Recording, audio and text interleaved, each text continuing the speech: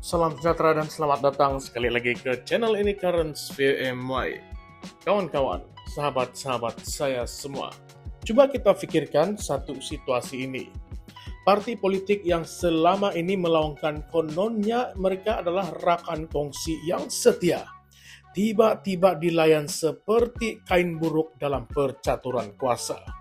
Inilah yang sedang hangat diperkatakan apabila naib Presiden Amanah Mahfuz Omar meledakkan dakwaannya terhadap PAS. Kata beliau, PAS hanyalah pelengkap syarat kepada bersatu, tidak lebih daripada sekadar pacak untuk melengkapkan drama politik, sedangkan suara dan maruah mereka diketepikan seolah-olah tidak bermakna. Menurut Mahfuz, segala yang berlaku ini jelas terbukti apabila bersatu dengan penuh keyakinan dan tanpa segan silu menamakan presidennya Tan Sri Muhyiddin Yassin sebagai calon Perdana Menteri ke-11 tanpa sebarang rundingan bersama rakan komponen lain, termasuklah PAS yang dikatakan rakan paling setia. Apakah maksudnya ini? Maksudnya, keputusan sebesar ini dibuat tanpa konsensus, tanpa berbincang, malah lebih parah lagi, ia menggambarkan bahwa bersatu hanya percaya pada kuasa seorang individu, bukannya pada semangat gabungan ataupun kepentingan rakyat. Mari kita berhenti sejenak. Bukankah ini pendedahan yang agak mengejutkan? PAS selama ini sering menampilkan diri sebagai penentu undi Melayu Islam, parti yang kononnya tidak boleh diketepikan dalam mana-mana gabungan. Namun, menurut Mahfuz, realitinya PAS diperlakukan seperti kain yang buruk. Mereka mungkin ada kerusi, mungkin ada penyokong setia, tetapi dalam percaturan bersatu, mereka hanyalah pelengkap syarat, sekadar angka, sekadar aksesori untuk mengukuhkan kedudukan Muhyiddin sebagai calon Perdana Menteri. Bayangkan, rakan kongsi yang selama ini dipuji dan dipuja karena kesetiaan, akhirnya dipijak maruahnya hanya karena obsesi seorang individu terhadap jawatan tertinggi negara. Lebih menarik lagi, perkara ini tidak hanya disebut oleh Mahfuz. Beberapa pemimpin PAS sendiri menunjukkan ketidakselesaan dengan langkah bersatu ini. Contohnya Anwar Musa, ahli jawatan kuasa PAS Pusat, menegaskan bahwa menamakan calon Perdana Menteri bukanlah keutamaannya sekarang. Fokus sepatutnya adalah memperkukuhkan parti dan muafakat dalam gabungan. Timbalan Presiden PAS, Tuan Ibrahim Tuan Man, beliau menjelaskan dan menyatakan PAS tidak perlu mengikut langkah bersatu. Nah, ini bukan sekadar cakap-cakap biasa, cakap-cakap kosong, ataupun cakap-cakap luar, tuan-tuan dan puan-puan, sahabat-sahabat semua. Ini adalah suara dari dalam PAS sendiri yang membayangkan rasa tidak puas hati terhadap sikap unilateral bersatu. Dan Mahfuz tidak berhenti di situ. Beliau mengingatkan bahwa tindakan tergesa-gesa bersatu ini sebenarnya membongkar betapa rapuhnya gabungan mereka. Belum pun sempat diberi peluang memerintah semula, sudah ada percikan api perebutan kuasa dan juga ketidakjujuran. Katanya, jika sesama sendiri pun tidak mampu menghormati rakan kongsi, bagaimana rakyat boleh yakin bahwa gabungan ini benar-benar mahu membawa kestabilan kepada negara? Satu persoalan yang berat tetapi realistik. Mahfuz mengibaratkan rakyat ini hanya sebagai penonton, malah mungkin akan menjadi mangsa jika parti-parti gabungan memperlakukan satu sama lain seperti barang mainan. Inilah yang menjadikan isu ini sebegitu kontroversi. PAS yang selama ini melaungkan image sebagai parti berpengaruh, tiba-tiba kelihatan rela dipinggirkan hanya demi kuasa. Dan bersatu pula melalui keputusan mereka dilihat bukan sebagai pejuang kestabilan, bukan juga pembela rakyat. Sebaliknya, puncak kepada perpecahan. Jadi benar apa yang diperkatakan oleh Mahfuz. Tidakkah ini ibarat satu tamparan keras kepada semua penyokong PAS yang percaya parti itu adalah tonggak utama dalam gabungan? Kalau kita lihat balik sejarahnya, Hubungan bersatu PAS bukanlah 100% harmonis sejak dahulu. Dalam Perikatan Nasional sendiri sudah ada beberapa kali bibit ketegangan muncul. PAS mahu dilihat sebagai dominan dalam isu Melayu Islam, sementara Bersatu pula mahu memastikan Muhyiddin kekal relevan sebagai calon Perdana Menteri.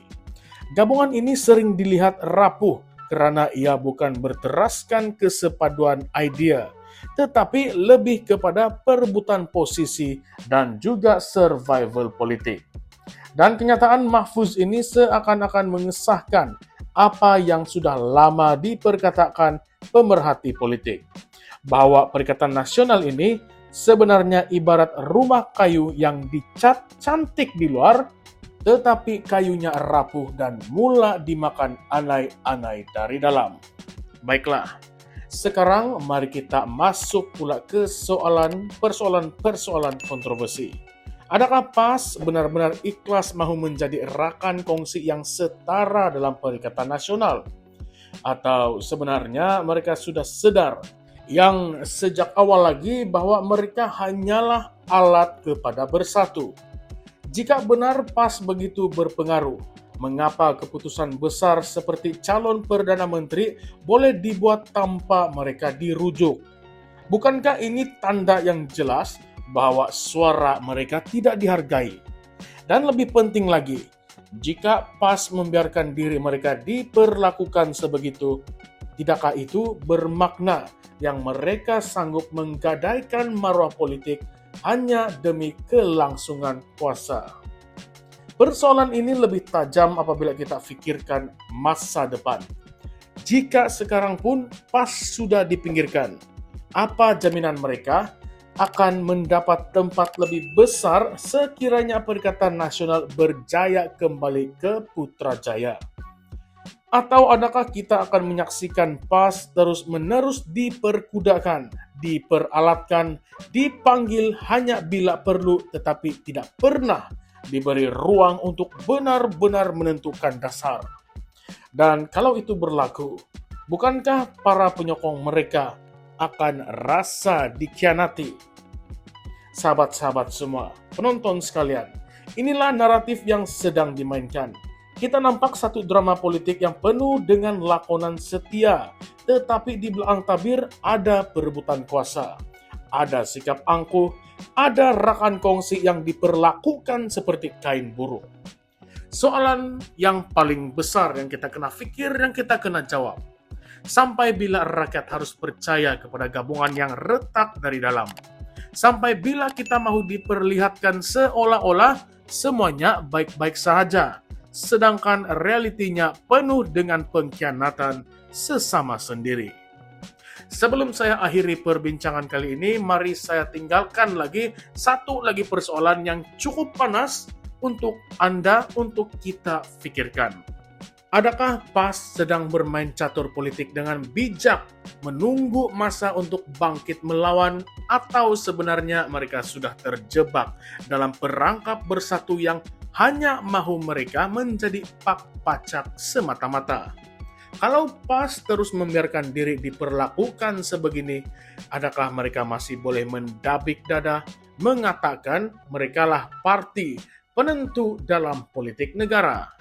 Nah, dan kawan-kawan, disinilah kita letakkan noktah sementara.